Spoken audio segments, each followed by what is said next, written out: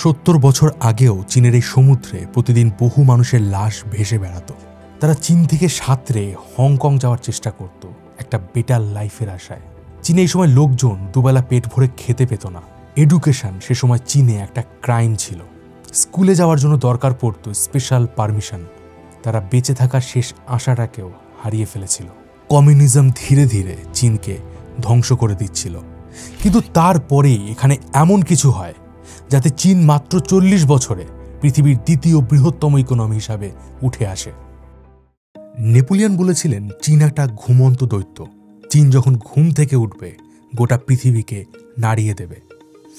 Just একবার ভাবুন না, যে দেশটার জিডিপি একটা সময় তানজানিয়া, কেনিয়ার মতো যে দেশগুলো এদের থেকেও কম ছিল, সেই দেশটার জিডিপি আজ $18 ট্রিলিয়ন। আজকে দিনে চীনের সাংহাই, চংজিং, শেনজেন সিটিগুলো আমেরিকা এবং ইউরোপকেও হার মানিয়ে দেয়। বলা হয় 2035 সালের মধ্যে চীনের ইকোনমি আমেরিকাকেও বিট করে দেবে। কিন্তু কিভাবে চীন এত তাড়াতাড়ি, এত দ্রুত গতিতে ধনী হয়ে উঠল? চীনের এই ম্যাজিক্যাল ট্রান্সফরমেশনটা কিভাবে হয়েছিল? আজকের দিনে আমাদের দেশে এই জিনিসটা কেন হয়নি? আমাদের দেশ বাদ দিন, জাপান যেখানে মানুষ ভীষণই কর্মঠ হয়, তাদের দেশে কেন হয়নি? এমন তো নয় যে চীনের কাছে কোনো জাদুর কাঠি ছিল যেটা ছুঁয়ে দেওয়ার পরই চীন রাতারাতি বদলে গিয়েছিল। না, এর পেছনে ছিল একটা প্রপার প্ল্যানিং, ভিশন এবং স্বপ্ন। তো বন্ধুরা, আমি রয়েছি মিঠুন আপনাদের সাথে। আজ কথা হবে চীনের ম্যাজিক্যাল ট্রান্সফরমেশন নিয়ে, চীন কিভাবে ধনী হয়ে উঠেছিল। তো ভিডিওটা শেষ পর্যন্ত দেখতে থাকুন। আজ সিরিয়াসলি অনেক কিছু জানতে পারবেন এবং ভিডিওটা ভীষণই ইন্সপায়ারিং হতে চলেছে। তো চলুন শুরু করা যাক। 1937-এ জাপান চীনের উপর আক্রমণ করে। মাত্র একদিনে 2 লক্ষ চাইনিজ মহিলাকে জাপানি সেনারা ধর্ষণ করে। কয়েক লক্ষ চীনের মানুষ এই যুদ্ধে মারা যায়। আর এরপরই শুরু হয় দ্বিতীয় বিশ্বযুদ্ধ। সব মিলিয়ে চীনের প্রায় 1.5 কোটি মানুষের মৃত্যু হয়। দ্বিতীয় বিশ্বযুদ্ধে জাপান হেরে যেতেই চীনে আবার শুরু হয় গৃহযুদ্ধ। পরপর চলা যুদ্ধে চীনের অর্থনীতি মুখ থুবড়ে পড়ে। গৃহযুদ্ধের শেষে কমিউনিস্টরা জিতে যায়। মেইনল্যান্ড চায়নায় কমিউনিস্ট শাসন শুরু হয়। কিন্তু মানুষ যে আশা নিয়ে চীনে কমিউনিস্টদেরকে সাপোর্ট করেছিল, সেটাই এবার তাদের কাছে একটা দুঃস্বপ্ন হয়ে ওঠে। মাও জেদং, চীনের কমিউনিস্ট পার্টির চেয়ারম্যান, তার আইডিওলজি ধীরে ধীরে চীনকে ধ্বংস করতে থাকে। কিন্তু চীন এত দুর্বল কিভাবে হয়ে গেল? কারণ আমরা ছোটবেলায় বইতে পড়েছি যে প্রাচীন চীন কতটা ধনী ছিল। ইভেন একটা সময় ইউরোপ এবং আমেরিকার থেকেও চীন ধনী ছিল। সে সময় বিশ্বের মোট জিডিপির 25% চীন থেকে আসতো। চীনের রেশম বিশ্ববিখ্যাত ছিল। তারা সিল্ক রোডের মাধ্যমে সারা বিশ্বের সাথে বাণিজ্য করত। আর এই চীনেই প্রথমবার কম্পাস আবিষ্কার হয়েছিল। বারুদ, কাগজ, প্রিন্টিং, চাই সবকিছু চীনারাই গোটা পৃথিবীকে দিয়েছিল। ইভেন সামরিক দিক থেকেও চীন অনেক শক্তিশালী ছিল। আর তার সব থেকে বড় উদাহরণ আজও রয়েছে, the great wall of China. চাষাবাদ আর চিকিৎসা ক্ষেত্রেও চীনারা এক্সপার্ট ছিল। চীনের উর্বর জমিতে কখনো খাদ্যের অভাব হয়নি। তারাই প্রথম আকুপাঞ্চার, হার্বাল মেডিসিন আবিষ্কার করেছিল, যা আজও বিশ্বজুড়ে ব্যবহার করা হয়। কিন্তু এত সমৃদ্ধশালী একটা দেশ কিভাবে গরিব হয়ে গেল? প্রশ্ন হচ্ছে সেটা। শুধুই কি জাপানের আক্রমণ আর দ্বিতীয় বিশ্বযুদ্ধ, নাকি এর পেছনে পশ্চিমাদের কোনো কারসাজি ছিল? সময়টা ছিল 1773। তখন চীনে চিং রাজত্বের শাসন চলছিল। এদিকে ততদিনে ভারতে ইংরেজদের রাজত্ব শুরু হয়। ইস্ট ইন্ডিয়া কোম্পানি ভারতের পাশাপাশি চীনেও ব্যবসা করতে চায়। প্রথমে চীনের শাসকরা ইংরেজদের রিকোয়েস্ট ডাইরেক্টলি রিজেক্ট করে দেয়। পরে এই কোম্পানির উপর কড়া আইন চাপিয়ে অল্প কিছু ব্যবসার পারমিশন দেওয়া হয়। চীন থেকে ইংরেজরা চা আমদানি করত, আর এর বদলে তারা চীনকে দিত নেশাদ্রব্য, আফিম। চীনের সভ্যতা ধ্বংসের প্রথম স্টেপ ছিল এই আফিম। সে সময় ভারতে আফিম চাষ করা হতো, আর সেই আফিম ইংরেজরা চীনের বাজারে বিক্রি করত। চীনের যুব সমাজ কয়েক বছরের মধ্যেই আফিমের নেশায় বুঁদ হয়ে যায়। যে চীনারা কর্মঠ ছিল, তারা কাজবাজ বন্ধ করে সারাদিন নেশা করতে থাকে। চীনের সমাজের এই খারাপ অবস্থা দেখে এখানে শাসকরা চীনে আফিম বিক্রির উপর ব্যান লাগিয়ে দেয়। অন্যদিকে ইংরেজরাও এই আফিম চাষের ফলে প্রচুর পরিমাণে লাভ করত। তাই তারাও এবার নিষেধাজ্ঞা না মেনেই চীনের বাজারে লুকিয়ে আফিম বিক্রি চালিয়ে যায়। একটা সময় চীনের শাসকরা ইংরেজদের আফিমের গোডাউনগুলোতে আগুন লাগিয়ে দেয়। পরে এই আফিম নিয়েই 1839 সালে ইংরেজ আর চীনাদের মধ্যে শুরু হয় ফার্স্ট ওপিয়াম বা প্রথম আফিম যুদ্ধ। এই যুদ্ধ টানা 4 বছর ধরে চলেছিল। যুদ্ধে ইংরেজরা জিতে যায়। সে সময় তারা চীনের হংকং দখল করে নেয়। এছাড়া চীনের অনেক জমি, বন্দর এবং বিজনেসের উপরেও ইংরেজরা কবজা করে নেয়। আর এখান থেকে শুরু হয় চীনের সেঞ্চুরি অব হিউমিলিয়েশন, 100 বছরের অপমান। চীনের ইকোনমিক গ্রোথে সবথেকে বেশি যে জিনিসটা কাজে লেগেছিল সেটা হচ্ছে ঋণ বা লোন। চীন সে সময় বড় আকারে ঋণ নিত আর সেই টাকাকে নিজেদের দেশে ইনভেস্ট করে তাদের দেশকে আজ ডেভেলপ করেছে। তো একটা দেশ বলুন বা একটা মানুষ, ঋণ নেওয়া এবং সঠিকভাবে যদি সেটাকে ব্যবহার করা হয় তাহলে কিন্তু আমাদের লাইফ বদলে যেতে পারে। অনেকেই আছেন তাদের বিজনেসকে গ্রো করার জন্য ঋণ নিতে চান না, কারণ তারা মনে করেন যে ঋণ নেওয়া মানে খারাপ। কিন্তু আপনি লক্ষ্য করলে দেখতে পাবেন বড় বড় কোম্পানি থেকে শুরু করে বড় বড় দেশ, তারা প্রত্যেকে ঋণ নেয়। তাই আপনি যদি নিজের বিজনেসকে এবং নিজের পার্সোনাল লাইফকে আরও ডেভেলপ করতে চান, তার জন্য কিন্তু আপনার ঋণ নেওয়া প্রয়োজন। আর যখনই আপনার পার্সোনাল লোন দরকার হবে তার আগে অবশ্যই রিসার্চ করুন যে আপনার ইন্টারেস্ট রেট কতটা। আর এখানে আপনাদেরকে বলে দিই, আপনি পয়সা বাজারে 30টারও বেশি আরবিআই রেজিস্টার্ড ব্যাংক এবং এনবিএফসির সাথে তুলনা করতে পারবেন যে আপনার কোন লোনটা আপনার জন্য বেস্ট হবে, যেখানে লোয়েস্ট ইন্টারেস্ট শুরু হয় অ্যানুয়ালি 10.5% থেকে। তবে শুধুমাত্র কিন্তু ফর্ম ফিল আপ করলে আপনি লোন পাবেন এমন নয়। লোন পাওয়াটা নির্ভর করে আপনার ক্রেডিট স্কোরের উপরে। আর এই 3 ডিজিটের ক্রেডিট স্কোরটাই ডিসাইড করে আপনাকে লোন দেওয়ার জন্য আপনি কতটা ভরসাযোগ্য। যত ভালো আপনার স্কোর হবে আপনি ততই তাড়াতাড়ি লোন পাবেন এবং কম ইন্টারেস্টে পাবেন। আর স্কোর যদি খারাপ হয় তাহলে আপনার লোন কিন্তু বাতিলও হয়ে যেতে পারে, কিংবা সেই লোনে আপনার ইন্টারেস্ট অনেক বেশি হতে পারে। তাই নিয়মিত আপনার ক্রেডিট স্কোর চেক করা ভীষণই জরুরি। আর পয়সা বাজারের মাধ্যমে আপনি খুব সহজেই আপনার ক্রেডিট স্কোর চেক করতে পারবেন। আপনি এখানে ফ্রিতে আপনার ক্রেডিট স্কোর চেক করতে পারবেন দেশের সবথেকে বড় ব্যুরো থেকে। আর যদি আপনার ক্রেডিট স্কোর কম থাকে তাহলে এখানে একটা স্পেশাল ফিচার রয়েছে, ক্রেডিট হেলথ সার্ভিস, যা আপনার স্কোরকে ভালো করার জন্য হেল্প করবে। এখনই আমার ডেসক্রিপশন এবং কমেন্টে থাকা লিঙ্কে ক্লিক করুন এবং পয়সা বাজারে গিয়ে চেক করুন আপনার ক্রেডিট স্কোর। আমার ক্রেডিট স্কোর 810, আপনার কত? কমেন্ট করে অবশ্যই জানাবেন। পশ্চিমা বিশ্বে যে সময় ইন্ডাস্ট্রিয়াল রেভলিউশন হচ্ছিল, যে সময় চীনের উচিত ছিল তাদের ইকোনমির দরজা সারা বিশ্বের জন্য খুলে দেওয়া, ঠিক সেই সময় চীনের শাসকরা তাদের ইকোনমির দরজাকে বন্ধ করে দেয়। চীন তাদের ইকোনমি ক্লোজ করে দেয়। তারা আফিম যুদ্ধের পর আর কোনো দেশকে নিজেদের দেশে বাণিজ্য করতে দিতে ভয় পাচ্ছিল। আগামী প্রায় 100 বছর ধরে চীনে প্রচুর যুদ্ধ হয়, কখনো রাশিয়া, কখনো জাপান, আবার কখনো আমেরিকা চীনকে কবজা করতে চায়। এতে চীনের অর্থনীতি আরও দুর্বল হয়ে পড়ে। সময়টা ছিল 1949। আফিম যুদ্ধ, দ্বিতীয় বিশ্বযুদ্ধ, জাপানের আক্রমণ, এই সব কিছুর পরেও চীন আরও একবার ঘুরে দাঁড়ানোর সুযোগ পায়। চীনের মানুষেরাও ভীষণই আশাবাদী ছিল। কিন্তু চাইনিজ কমিউনিস্ট পার্টি ক্ষমতায় আসার পরেই এখানে এমন একজন লোক চীনের রাষ্ট্রপতি হয়েছিলেন যার ভুলের জন্য চীনের প্রায় 5 কোটি মানুষ মারা গিয়েছিল। চীনের ডাউনফলের সবচেয়ে বড় কারণ ছিল চীনের রাষ্ট্রপতি মাও জেদং। মাও চীনের ইকোনমিকে বুস্ট করার জন্য অনেক নতুন নতুন পলিসি ইন্ট্রোডিউস করেন, যেমন great leap forward, cultural revolution. চীনের ফসল উৎপাদন বাড়ানোর জন্য বড় বড় জমিদারদের জমি নিয়ে তিনি ছোট ছোট চাষিদের মধ্যে ভাগ করে দেন। কিন্তু এখানেও জমির সমস্ত মালিকানা ছিল সরকারের কাছে। জমিতে কি চাষ হবে, কবে চাষ হবে, কতটা চাষ হবে, এই সব কিছু ডিসাইড করত সরকার। চাষির কাজ ছিল শুধুমাত্র ফসল চাষ করা, এমনকি ফসল তোলার পর সে সময় সমস্ত ফসলটা তাদের সরকারকে দিয়ে দিতে হতো। আর তার বদলে সরকার তাদের একটা নির্দিষ্ট অ্যামাউন্টের টাকা দিত। কিছুদিনের মধ্যেই মাওয়ের এই পলিসি ফেল হয়ে যায়, কারণ চাষিদের কোনো স্বাধীনতা ছিল না। চাষের জন্য তখনও তারা প্রাচীনকালের যন্ত্রপাতি ব্যবহার করত। প্রোডাকশন বাড়ছিল না। ইভেন চাষিরা এত পরিশ্রম করার পরেও তারা দুবেলা পেট ভরে খেতে পারছিল না। এই সময় মাও জেদং আরও একটা অদ্ভুত পলিসি ইন্ট্রোডিউস করেন, 4 পেস্ট কন্ট্রোল। তিনি চীনের সমস্ত চড়ুই পাখি, ইঁদুর, মশা এবং মাছি এগুলোকে মেরে ফেলার আদেশ দেন। সে সময় মাও জেদংকে চীনে ঈশ্বর মনে করা হতো। তিনি যা বলতেন চীনের জনগণ সেটাই মানতেন, সেটা ঠিক হোক বা ভুল। এই 4 পেস্ট ক্যাম্পেনের প্রভাব চীনে আরও খারাপভাবে পড়ে। প্রায় কয়েক কোটি চড়ুই পাখিকে চীনারা হত্যা করে, যার ফলে কয়েক বছরের মধ্যে চীনে একটা বড় পঙ্গপালের ঝাঁক তাদের ফসলে আক্রমণ করে। 1958 থেকে 1961 সালের মধ্যে চীনে দুর্ভিক্ষ দেখা দেয়। এই সময় প্রায় 4 কোটি মানুষের মৃত্যু হয়। মাও জেদং চীনের ইন্ডাস্ট্রিয়াল রেভলিউশনের উপরেও জোর দিয়েছিলেন, কিন্তু সেই পলিসিও ফেল হয়ে যায়। তিনি গোটা চীন জুড়ে স্টিল প্রোডাকশন বাড়ানোর জন্য বড় বড় ফ্যাক্টরি সেট আপ করেন। ইভেন সাধারণ মানুষদের নিজেদের বাড়িতে স্টিল বানানোর কথা বলেন। কিন্তু খারাপ টেকনোলজি এবং স্কিলের অভাবে তারা যে স্টিল প্রডিউস করছিল তার গুণগত মান ভীষণই কম ছিল, ফলে এই স্কিমও কিছুদিনের মধ্যেই ফেল হয়ে যায়। 1960 আসতে আসতে চীনের গ্রোথ রেট -4% পৌঁছে যায়। চীনে বেকারত্ব, গরিবি, খাবারের অভাব চরম পর্যায়ে পৌঁছায়। সবাই মাও জেদংয়ের অ্যাগেনস্টে চলে যাচ্ছিল। এমনকি চাইনিজ কমিউনিস্ট পার্টির বড় বড় লিডাররাও মাওয়ের বিরুদ্ধে কথা বলতে শুরু করে। হীরক রাজা বলতেন, পড়াশুনো করে যে অনাহারে মরে সে। আর ঠিক এই জিনিসটাই বলতেন মাও জেদং।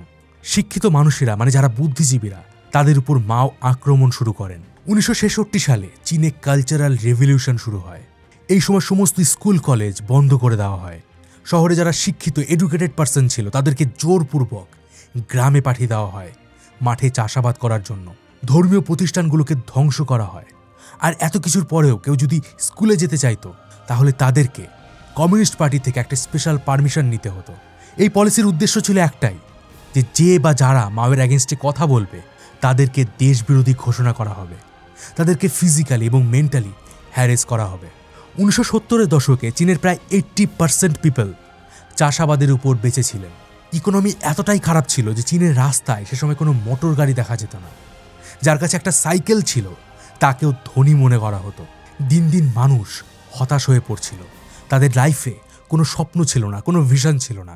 অন্যদিকে চীনের পাশেই ছিল হংকং, যেটা ব্রিটিশদের কন্ট্রোলে ছিল, যেখানে জীবনযাত্রা চীনের থেকে বহু গুণ ভালো ছিল। আর চীনের মানুষদের কাছে হংকং ছিল একটা প্রমিস ল্যান্ড বা স্বর্গের মতো, যেখানে 100 গুণ বেশি বেতন পাওয়া যায়, দুবেলা পেট ভরে খেতে পাওয়া যেত। এই সময় শেনজেন প্রভিন্সের প্রায় 7 লক্ষ মানুষ একটা বেটার লাইফের আশায় চীনের সমুদ্র পেরিয়ে হংকংয়ে যাওয়ার চেষ্টা করে, যার মধ্যে মাত্র 1,40,000 মানুষ পৌঁছাতে পারে। কিছু মানুষ ফেরতও আসে, আর বেশিরভাগই সমুদ্রের জলে ডুবে মারা যায়। এই জায়গাটিকে আজও বলা হয় কোভ অফ কর্পস। এক কথায় চীন যে কখনো ঘুরে দাঁড়াতে পারবে এটা কেউ কখনো ভাবতেও পারেনি। এই সময় চীনের একটি প্রত্যন্ত গ্রামে একটি 5 ফুট 2 ইঞ্চির মানুষ চাষাবাদ করছিল। তখনও কেউ জানতো না যে এই লোকটাই ভবিষ্যতে চীনকে বিশ্বের অন্যতম ধনী দেশে পরিণত করবে। এই লোকটির নাম ডেন জাওপিং। তিনি একটা সময় চীনের কমিউনিস্ট পার্টিতে একটা বড় পদে ছিলেন, কিন্তু মাও জেদংয়ের বিরুদ্ধে কথা বলার জন্য তাকে পার্টি থেকে তাড়িয়ে দেওয়া হয় এবং রাজধানী থেকে দূরে একটা প্রত্যন্ত গ্রামে সরকারের জমিতে চাষ করতে পাঠানো হয়। 3 বছর তিনি এই গ্রামে ছিলেন। ডেন জাওপিং এবং চীনের ভবিষ্যৎ তখন বদলে যায় যখন 1976 সালে মাও জেদং মারা যায়। যারা ডেন জাওপিংকে সাপোর্ট করত তারা তাকে রাজধানীতে ফিরিয়ে আনে। সে সময় সবার একটাই লক্ষ্য ছিল, চীনের অর্থনীতিকে কিভাবে আবার ভালো করা যায়। এখানে আমি ডেন জাওপিং এবং চীনের রাজনীতির বিষয়ে বেশ কিছু তথ্য আপনাদেরকে বলবো, যাতে আপনি এটা বুঝতে পারেন যে রাজনীতি কিভাবে আমাদের দেশের অর্থনীতির উপর প্রভাব ফেলে। ডেন জাওপিংয়ের আইডিওলজি মাও জেদংয়ের আইডিওলজি থেকে একেবারে ডিফারেন্ট ছিল। মাও চাইতো সবাই তাকে ঈশ্বর মনে করুক, সে যা বলবে জনগণ সেটাই শুনবে, একেবারে টোটাল রেভলিউশন। অন্যদিকে ডেন জাওপিং কিন্তু কমিউনিস্ট আইডিওলজিতে বিশ্বাসী ছিলেন, কিন্তু তিনি টোটাল রেভলিউশন চাইতেন না। তিনি চাইতেন চীন ধনী হয়ে উঠুক, ফ্লারিশ করুক। কিন্তু মাও জেদংয়ের মৃত্যুর পরেও চীনে এমন কিছু লিডার ছিল যারা মাওয়ের আইডিওলজিকে, তার চিন্তাধারাকে এগিয়ে নিয়ে যেতে চাইছিল। আর এই লিডারদেরকে পাশ কাটিয়ে যাওয়া ডেন জাওপিংয়ের কাছে একটা বড় চ্যালেঞ্জ ছিল। এই সময় চীনে একটা পাওয়ার ভ্যাকিউম তৈরি হয়। মাও জেদংয়ের ওয়াইফ জিয়াং চিন চীনের ক্ষমতা দখল করতে চায়, কিন্তু তার এই অ্যাটেম্প্ট ফেল হয়ে যায়, তাকে অ্যারেস্ট করা হয়। ডেন জাওপিং কিন্তু কখনো কোনো উঁচু পদে ছিলেন না, কখনো তিনি চীনের কমিউনিস্ট পার্টির চেয়ারম্যান ছিলেন না, বা কখনো তিনি চীনের রাষ্ট্রপতিও হননি। কিন্তু তিনি ইনডাইরেক্টলি এতটাই পাওয়ারফুল হয়ে উঠেছিলেন যে তিনি সবাইকে কন্ট্রোল করতেন। ডেন জাওপিং ভালোভাবেই জানতো যে চীনকে যদি আমরা এগিয়ে নিয়ে যেতে চাই তাহলে এখানে শিক্ষার প্রয়োজন। এই কারণে 1977-এ চীনের রাজধানী বেজিংয়ে ডেন জাওপিং এডুকেশন সেক্টরের ভবিষ্যৎ নিয়ে একটা মিটিং করেন। আর এই মিটিংয়ে সে সময় চীনের যে সমস্ত হার্ডকোর কমিউনিস্ট লিডার ছিল তারা উপস্থিত ছিল। তারা চাইছিল না চীনের স্কুল কলেজ আবার ওপেন হোক। সে সময় ডেন জাওপিং ওই মিটিংয়ে একটা কথা বলেছিলেন, যে কথাটা চীনের ভবিষ্যৎকে বদলে দিয়েছিল। তিনি বলেছিলেন, it doesn't matter whether a cat is black or white as long as it catches mice. একটা বিড়াল সাদা বা কালো এটা ম্যাটার করে না যতক্ষণ না সেই বিড়ালটা একটা ইঁদুরকে ধরছে। মানে দেশকে এগিয়ে নিয়ে যেতে চাইলে যে শুধুমাত্র মাও জেদংয়ের আইডিওলজি এবং তার কথাকেই মানতে হবে এমনটা নয়। দেশের ভালোর জন্য যে কোনো পলিসি ইমপ্লিমেন্ট করা উচিত যতক্ষণ পর্যন্ত সেটা কাজ করছে। এরপরেই মাও যে সমস্ত স্কুল কলেজ বন্ধ করে দিয়েছিলেন, ডেন জাওপিং সেগুলোকে রিওপেন করেন। আবার পরীক্ষা শুরু হয়। 1977 ডিসেম্বরে সারা দেশ জুড়ে পরীক্ষা হয়। সে সময় 18 থেকে 38 বছরের প্রায় 57 লক্ষ মানুষ এই পরীক্ষায় বসে, যার মধ্যে মাত্র 5% এই পরীক্ষায় পাশ করে। এই পরীক্ষা দিয়ে শুরু হয় চীনের ভবিষ্যৎ বদলানোর প্রথম স্টেপ। এর পরের স্টেপে ডেন জাওপিং একটা 30 জনের টিম তৈরি করেন এবং তাদেরকে ইউরোপের বিভিন্ন দেশ যেমন ডেনমার্ক, জার্মানি, ফ্রান্স এবং সুইজারল্যান্ডে পাঠান। আর এই দেশগুলোতে ঘুরে সেই চাইনিজ টিমটা পুরোপুরি হতবাক হয়ে যায়। বছরের পর বছর ধরে তাদেরকে বলা হচ্ছিল ক্যাপিটালিজম শ্রমিকদের অত্যাচার করে, শ্রমিকদেরকে চাপিয়ে রাখে, দেশকে অরাজকতার দিকে নিয়ে যায়। কিন্তু এই টিম যখন ইউরোপে পৌঁছায় তারা দেখতে পায় ইউরোপ চীনের থেকে 100 গুণ এগিয়ে গেছে। টেকনোলজি, সায়েন্স, ইকোনমি সব দিক থেকে এই ক্যাপিটালিস্ট কান্ট্রিগুলো এগিয়ে আছে। এই সময় তারা ইউরোপের দেশগুলোর সাথে কথা বলে কিভাবে তারা নিজেদের দেশকে উন্নত করতে পারবে সেই বিষয়ে ডিসকাশন করে। আর ইউরোপের এই দেশগুলো চীনকে সে সময় সাহায্য করতে এগিয়ে আসে, কারণ সে সময় চীন একটা হিউজ মার্কেট ছিল। এখানে বিজনেস গ্রো করলে তাদেরও মুনাফা ছিল। এরই মধ্যে ডেন জাওপিং নিজেও সিঙ্গাপুর এবং জাপানে যান। তিনি দেখেন জাপানের ট্রেনের স্পিড 210 কিলোমিটার, যেখানে চীনের ট্রেনে সর্বোচ্চ গতি ছিল 60 কিলোমিটার। জাপানের টেকনোলজি, রোবট, ইলেকট্রনিক্স জিনিসপত্র দেখে তিনি শকড হয়ে যান। জাপান এবং সিঙ্গাপুরের সাধারণ মানুষরা কিভাবে জীবনযাপন করেন, এখানকার রাস্তাঘাট, কলকারখানা, এই সব কিছুর তিনি ভিডিও করেন। তিনি চীনে ফিরে এসে সেই ভিডিওগুলো চীনের সাধারণ মানুষকে দেখাতে শুরু করেন। চীনের মানুষ হতবাক হয়ে যায় যখন তারা দেখতে পায় জাপানের একজন সাধারণ শ্রমিকের বাড়িতেও টিভি এবং ফ্রিজ আছে। তারা কত উন্নত জীবন কাটাচ্ছে। এই দেশগুলোতে চাষাবাদের উন্নত যন্ত্রপাতি আছে, যেখানে চীনারা তখনও আদিকালের চাষাবাদের জিনিসপত্র ব্যবহার করত। এই ভিডিও দেখানোর একটা উদ্দেশ্য ছিল চীনের সাধারণ মানুষের মধ্যে আশা জোগানো। ডেন জানতো যে এত বছর ধরে চীনে যে খারাপ পলিসি চলছিল, এতে চীনের মানুষেরা হতাশ হয়ে পড়েছে। তারা স্বপ্ন দেখা বন্ধ করে দিয়েছে। আর চীনকে এগিয়ে নিয়ে যেতে গেলে এই মানুষগুলোর মনে আশা জোগাতে হবে। কিন্তু এত কিছুর পরেও চীনের কিছু পলিটিক্যাল লিডার কোনো রকম বদল চাইছিল না। তারা ভাবতো তারা যদি তাদের দেশের ইকোনমিকে ইউরোপ বা জাপানের মতো উন্নত করে, তাহলে তাদের দেশ যারা প্রতিষ্ঠা করেছিল তাদের সাথে বিশ্বাসঘাতকতা করবে।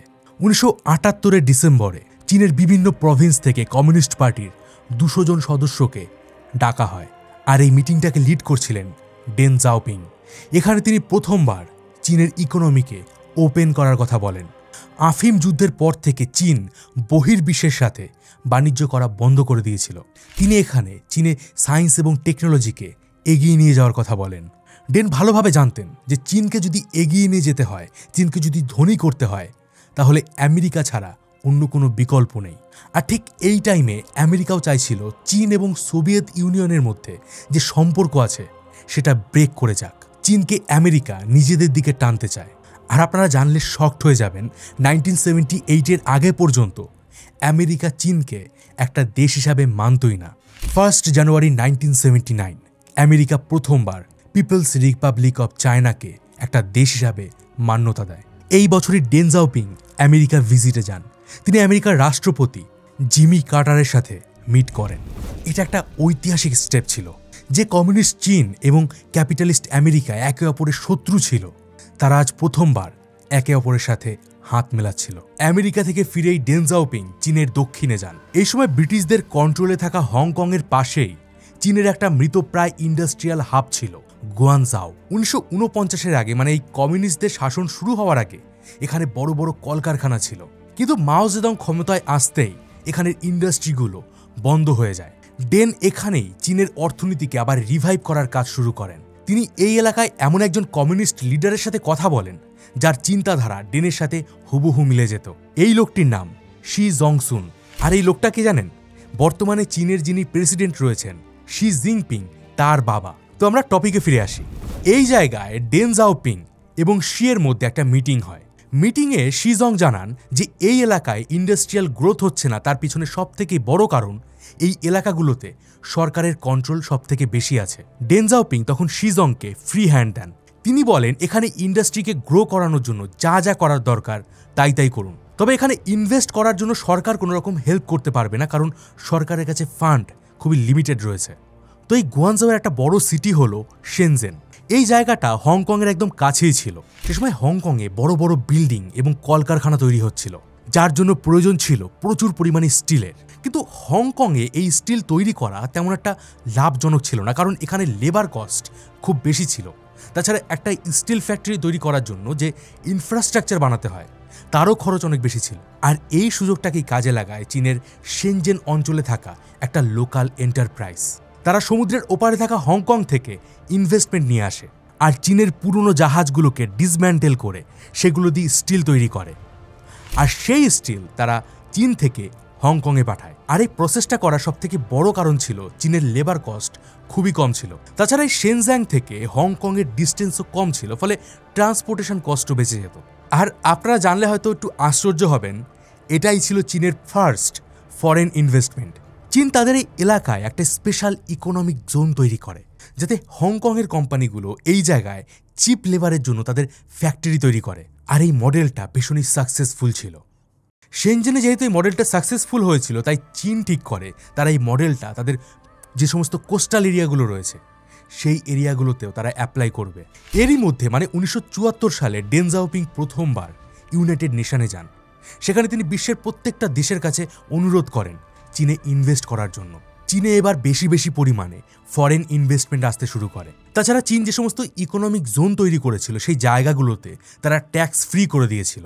আর ট্যাক্স বাঁচানোর লোভেও অনেক কোম্পানি চীনে আসতে থাকে। চীনের জেজান প্রভিন্সের ওয়েনঝাও এমন একটা জায়গা যেখানে চীনের সরকারের কন্ট্রোল অনেকটা কম ছিল। আগামী মাত্র কয়েক বছরের মধ্যে এই এলাকায় 1,30,000 প্রাইভেট বিজনেস তৈরি হয়। নুডল থেকে শুরু করে চীনের প্রথম এয়ারলাইন কোম্পানি সবকিছুই এই জায়গায় তৈরি হয়েছিল। 1979 সালে চীনের সরকার এই ছোট ছোট ব্যবসাগুলোকে সার্টিফিকেট দিতে শুরু করে। এবার মাও জেদং যখন শাসনে ছিলেন তখন কি হতো, চীনে যে সমস্ত বড় বড় ডিসিশনগুলো ছিল সেগুলো পার্টির একেবারে টপ লেভেলের লিডাররা নিত। পরিস্থিতি এমন ছিল সে সময় যে ধরুন কোনো যদি টপ লেভেলের লিডার এটা ঠিক করে নেয় যে আপনাকে ওই কাজটা করতে হবে, তখন সবাইকে সেটা মানতে হতো। কিন্তু ডেন জাওপিং চীনের পলিসির মধ্যে কালেকটিভ আইডিয়া এবং রেসপন্সিবিলিটি নিয়ে আসেন। মানে কোনো বড় ডিসিশন নেওয়ার আগে তাদের সবাইকে একসাথে ডিসকাশন করতে হবে এবং সেই পলিসির কারণে যদি কোনো ভুল হয় তাহলে তার রেসপন্সিবিলিটি নিতে হবে। এবার চীনের ইকোনমি ধীরে ধীরে বুস্ট করছিল, কিন্তু দেশকে যদি প্রপারলি এগিয়ে নিয়ে যেতে হয় তার জন্য দরকার এডুকেশন। মাও জেদংয়ের আমলে একটা সময় ছিল যখন স্কুলে যাওয়ার জন্য কমিউনিস্ট পার্টির থেকে পারমিশন নিতে হতো। সেখানে চীনারা এখন ঠিক করে তারা তাদের স্টুডেন্টদেরকে বিদেশে উচ্চশিক্ষার জন্য পাঠাবে, যাতে যুব সমাজ দেশে ফিরে সায়েন্স এবং টেকনোলজিতে গ্রোথ করতে পারে। তবে এই জায়গায় কিন্তু একটা প্রবলেম ছিল। চীনের বড় বড় যে সমস্ত লিডাররা ছিল তারা ভয় পাচ্ছিল যে স্টুডেন্টদেরকে তারা ইউরোপ আমেরিকায় পড়তে পাঠাবে, তারা কি আদৌ দেশে ফিরবে? কারণ সেই সময় চীনের লিভিং স্ট্যান্ডার্ড এবং এই পশ্চিমা দেশগুলোর লিভিং স্ট্যান্ডার্ডের মধ্যে আকাশ পাতাল পার্থক্য ছিল। তো লিডাররা এই কারণে ভয় পাচ্ছিল যে তারা যে যুব সমাজকে বিদেশে পাঠানোর কথা ভাবছে পড়াশোনার জন্য, তারা দেশে ফিরবে কিনা। সে সময় ডেন জাওপিং একটা কথা বলেছিলেন যে এই 10 জনের মধ্যে যদি একজন স্টুডেন্টও দেশে ফেরে তাহলে সেটাও চীনের জন্য লাভজনক হবে।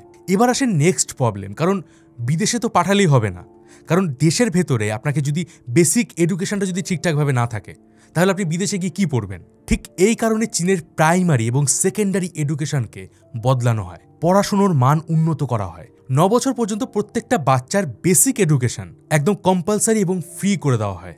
আর তখন থেকে আজ পর্যন্ত চীন প্রত্যেক বছর তাদের এই এডুকেশন সেক্টরে ইনভেস্টমেন্ট বাড়িয়ে চলেছে। 2023 সালে চায়না তাদের এডুকেশন সেক্টরে দেশের মোট জিডিপির 6.13% খরচ করে। 1982 সালে যেখানে চীনের শিক্ষার হার ছিল 65%, সেখানে 2025 সালে 15 থেকে 24 বছরের প্রত্যেকের এডুকেশনের হার 100%। আর তারা যে ভয়টা পাচ্ছিল দেশে ফিরবে কিনা, এবার চাইনিজ স্টুডেন্টরা দেশে ফিরতে শুরু করে। তারা বিদেশ থেকে পড়াশুনো করে এসে নিজেদের দেশে ব্যবসা বাণিজ্য তৈরি করে। সায়েন্স টেকনোলজি এই সব কিছুতে চায়নাকে এগিয়ে নিয়ে যেতে থাকে। 1990 সালের দিকে জাপানের সনি, প্যানাসোনিক, সাউথ কোরিয়ায় এলজি, স্যামসং এরকম বড় বড় কোম্পানিগুলো টিভি, ফ্রিজ, রেডিও এই সমস্ত প্রোডাক্ট গোটা পৃথিবী জুড়ে বিক্রি করত। কিন্তু এই দেশগুলোতে প্ল্যান্ট তৈরি করার জন্য এনাফ স্পেস এবং ওয়ার্কফোর্স দুটোই ছিল না। চায়না এই কোম্পানিগুলোকে এবার ইনভাইট করে যাতে তারা চীনে তাদের ফ্যাক্টরি ওপেন করে। তাছাড়া চীনে লেবার কস্ট অনেক সস্তা ছিল, তাছাড়া ছিল স্পেশাল ইকোনমিক জোন যেখানে তারা তাদের ট্যাক্স বাঁচাতে পারত। আজ ওয়ার্ল্ডের সব বড় বড় luxury brand Tesla, BMW, Apple, Gucci, Rolls Royce এদের কোনো না কোনো পার্টস চায়নায় তৈরি হয়। এবার আপনি হয়তো নিশ্চয়ই ভাবছেন যে চীন কেন তাদের দেশে এই বড় বড় কোম্পানিগুলোকে ঢুকতে দিচ্ছিল, এতে তাদের লাভ কি? এসব নামি দামি কোম্পানিগুলো ইনোভেশন, রিসার্চ এবং প্রোডাক্ট ডেভেলপমেন্টের জন্য প্রতি বছর মিলিয়ন মিলিয়ন ডলার খরচ করে, সময় খরচ করে। কিন্তু প্ল্যান্ট যেহেতু চীনে আর ওয়ার্কাররা চাইনিজ, তাই চীন ইজিলি এই কোম্পানিগুলোর সিক্রেট টেকনোলজি তাদের হাতে পেয়ে যায়। এরপর তারা সেই টেকনোলজি তাদের লোকাল ম্যানুফ্যাকচারারদেরকে দিয়ে দেয়। লোকাল ম্যানুফ্যাকচারার মানে চীনের নিজস্ব কোম্পানিরা ছোট বড় প্ল্যান্ট সেট আপ করে, এই সমস্ত প্রোডাক্টগুলোর চিপ কপি তৈরি করে নিজেরা বাজারে বিক্রি করতে থাকে। এমনকি কোম্পানির ওয়ার্কাররাও তাদের বাড়িতে ছোট ছোট প্ল্যান্ট তৈরি করে এই প্রোডাক্ট তৈরির কাজে লেগে পড়ত। আর এভাবেই আজ প্রায় চীনের প্রত্যেকটা বাড়িতে ছোট ছোট ফ্যাক্টরি করে উঠেছে। বর্তমানে সুচ থেকে শুরু করে নিউক্লিয়ার ওয়েপেন এমন কোনো জিনিস নেই যেটা চীন বানায় না। আর এই কারণেই চীনকে বলা হয় ওয়ার্ল্ডস ফ্যাক্টরি। চীন প্রতি বছর সায়েন্স, টেকনোলজি এবং রিসার্চের পেছনে বিলিয়ন বিলিয়ন ডলার খরচ করে যাতে তাদের দেশে আরও অ্যাডভান্স টেকনোলজি ডেভেলপ করা যায়। 2023-এর রিপোর্ট অনুযায়ী রিসার্চ এবং ডেভেলপমেন্টের পেছনে চীন $500 বিলিয়ন খরচ করেছে। চীনের বিজ্ঞানীরা আজকের দিনে আমেরিকার সায়েন্টিস্টদেরকেও হার মানানোর ক্ষমতা রাখে। হাইপারসনিক মিসাইল, হাইড্রোজেন বোমা থেকে শুরু করে অত্যাধুনিক ড্রোন, রোবট সব কিছুর টেকনোলজি চীনের কাছে আছে। রিসেন্টলি চীনের সরকার 6 বছর বয়স থেকে সমস্ত বাচ্চাদের পড়াশুনোয় AI শেখা কম্পালসারি করে দিয়েছে। ওয়ার্ল্ড ব্যাংকের একটা রিপোর্ট অনুযায়ী 1981 থেকে 2012 সালের মধ্যে চীন 80 কোটি মানুষকে দরিদ্র সীমা থেকে বের করে এনেছে। 2024 সালে চীনের পভার্টি রেট ছিল মাত্র 1%। চীন যে শুধুমাত্র তাদের দেশ থেকে গরিবি দূর করেছে তা কিন্তু নয়। আজকের দিনে চীন একটা সুপার পাওয়ার। পৃথিবীর মোট ইলেকট্রিসিটি 25% চীন একা প্রডিউস করে। হাইড্রো ইলেকট্রিসিটি মানে জলবিদ্যুৎ উৎপাদনেও চীন সবার উপরে। গোটা পৃথিবীর 50% কয়লা একা চীন প্রডিউস করে। স্মার্টফোন ইন্ডাস্ট্রির 48% চীনের দখলে। 1990 সাল থেকে 2020 সাল পর্যন্ত মাত্র 30 বছরে চীন যে পরিমাণে ইনফ্রাস্ট্রাকচার তৈরি করেছে, আমেরিকা গত 100 বছরেও সেটা করতে পারেনি। 1978 সালে ডেং জাওপিং জাপানে বুলেট ট্রেন দেখেছিলেন, যেটা 210 কিলোমিটার প্রতি ঘন্টার গতিতে চলত। সেদিন সেই ট্রেনে চেপে তিনি যে স্বপ্ন দেখেছিলেন, সেই স্বপ্ন চীন 2008 সালে পূরণ করে। 2008 সালে চীনে প্রথম বুলেট ট্রেন চলে, যার গতি ছিল 350 কিলোমিটার। আর প্রথম বুলেট ট্রেন চলার মাত্র 10 বছরের মধ্যেই চীন নিজেরাই বুলেট ট্রেন বানানোর টেকনোলজি ডেভেলপ করে ফেলে। আর আজ 2025 সালে চীনে 50,000 কিলোমিটার লম্বা বুলেট ট্রেনের নেটওয়ার্ক রয়েছে। চীনের বিষয়ে তো আমি অনেক ভালো ভালো কথা বললাম, তবে চীনের কিছু ডার্ক সাইডও রয়েছে, যেগুলোর বিষয়ে আজকের এই ভিডিওতে আমি আর ডিসকাস করব না। আপনারা যদি ডেডিকেটেড ভিডিও চান কমেন্ট করে অবশ্যই জানাবেন। তো আশা করি বুঝতে পারছেন যে চীনের লিডাররা কিভাবে তাদের জনগণের মধ্যে আশা জুগিয়েছিল, স্বপ্ন দেখিয়েছিল। ইভেন যে আইডিওলজির উপর বেস করে চীন প্রতিষ্ঠিত হয়েছিল দেশের স্বার্থে, তারা সেই আইডিওলজিকেও বদলে ফেলেছিল।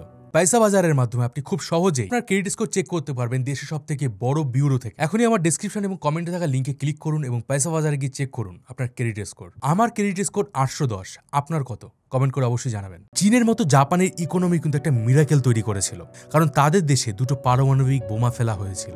তারা একেবারে বিধ্বস্ত হয়ে গিয়েছিল। জাপান কিভাবে ঘুরে দাঁড়িয়েছিল সেই বিষয়ে ডিটেলসে জানার জন্য এই ভিডিওটা দেখুন। তো বন্ধুরা, আপনারা দেখছিলেন রোমাঞ্চপিডিয়া আর আমি ছিলাম মিঠুন আপনাদের সাথে।